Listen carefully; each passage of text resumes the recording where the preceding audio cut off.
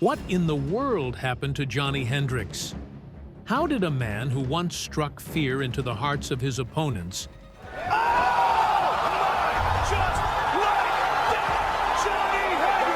a man with a left hand so lethal it could turn out the lights on even the toughest fighters, suddenly become a shadow of his former self? Oh! Just like that! That's the big left hand again! Knockout win for Johnny Hendricks! This was the guy who took Georges St-Pierre, arguably the greatest welterweight of all time, to the absolute limit. Many believe he outright beat him that night, handing GSP what should have been his first real defeat in years. And yet, just a few fights later, Hendricks wasn't just losing. He was struggling to even gain weight. His once dominant performances turned into sluggish outings, his legendary power seemed to fade, and before long, he was barely recognizable as the same fighter who once ruled the welterweight division. So, what went wrong? Was it the brutal weight cuts? The toll of years spent in relentless wars inside the octagon? Or was it something else? Something that coincided with the arrival of the UFC's new drug testing policies? Whatever the cause, Johnny Hendricks's rise and fall remains one of the most bizarre and heartbreaking stories in MMA history. One minute, he was on the cusp of becoming an all-time great. The next, he was struggling to stay relevant in the sport he once dominated. But to truly understand Hendricks's downfall, we have to go back to the beginning, to the days when he was an unstoppable force, smashing his way through the welterweight division with a knockout power that drew comparisons to the likes of Francis Ngannou and Rumble Johnson. What made him so special? How did he climb to the top so quickly? And more importantly, how did it all come crashing down? Let's dive into the meteoric rise and shocking fall of Johnny Bigg Rigg Hendricks. Hendricks's story starts in Oklahoma, a state where wrestling is as ingrained in the culture as football is in Texas. He was a two-time NCAA Division I champion and a four-time All-American, credentials that set him up for a dominant wrestling career. But instead of chasing Olympic gold or a coaching career, Hendricks chose the path that would make him a household name in combat sports: mixed martial arts. When he made his MMA debut in 2008, he looked like many wrestlers making the transition, grinding out wins with sheer dominance. But everything changed when he discovered his knockout power. And not just any power, Hendricks's left hand was a game changer, putting him in the same conversation as legendary power punchers like Dan Henderson and Chuck Liddell. Even Joe Rogan marveled at his raw force, calling him possibly the hardest hitter in MMA. His UFC career took off in 2009 when he flatlined Amir Sadola in just 29 seconds. But his real breakout moment came in 2011 when he faced the seemingly unstoppable John Fitch. At the time, Fitch was one of the most dominant fighters in the welterweight division, a relentless grappler who had only lost to GSP. But in just 12 seconds, Hendricks changed the narrative, landing a left hand that sent Fitch crashing to the canvas in a heap. From there, Hendricks built a reputation as a terrifying knockout artist. His 2012 fight against Martin Kampmann was another testament to his power. Another brutal left hand, another unconscious opponent, all in under a minute.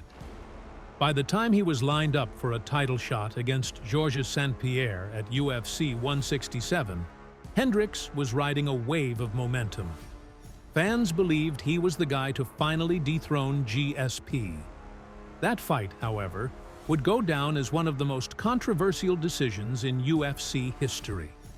Hendricks battered St-Pierre, landing the cleaner, more powerful shots, and many, including UFC President Dana White, believed he had done enough to win.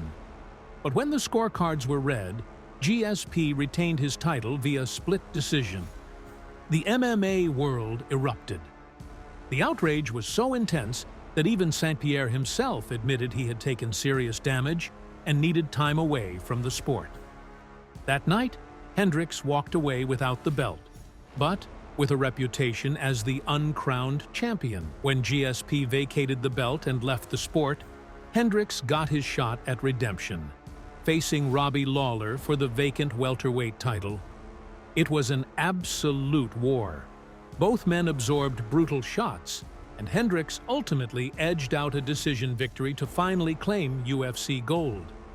But just when it seemed like his reign was set to begin, the downfall started. First came the rematch with Lawler, where Hendricks looked noticeably less explosive.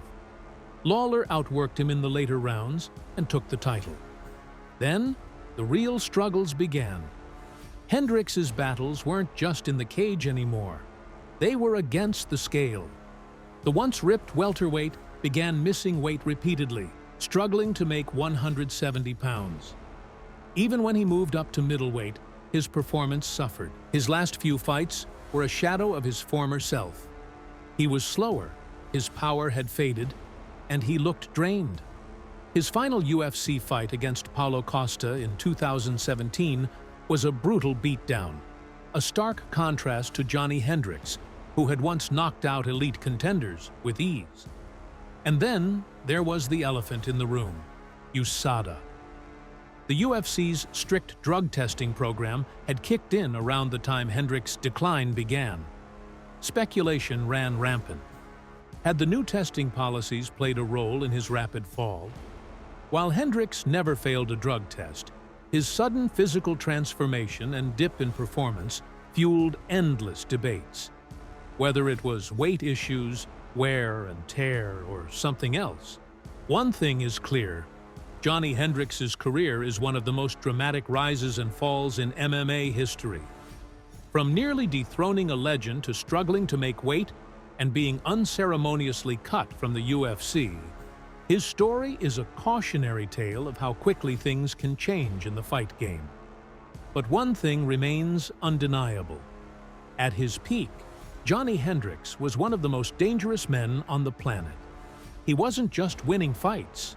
He was demolishing elite competition with a left hand that felt like a sledgehammer.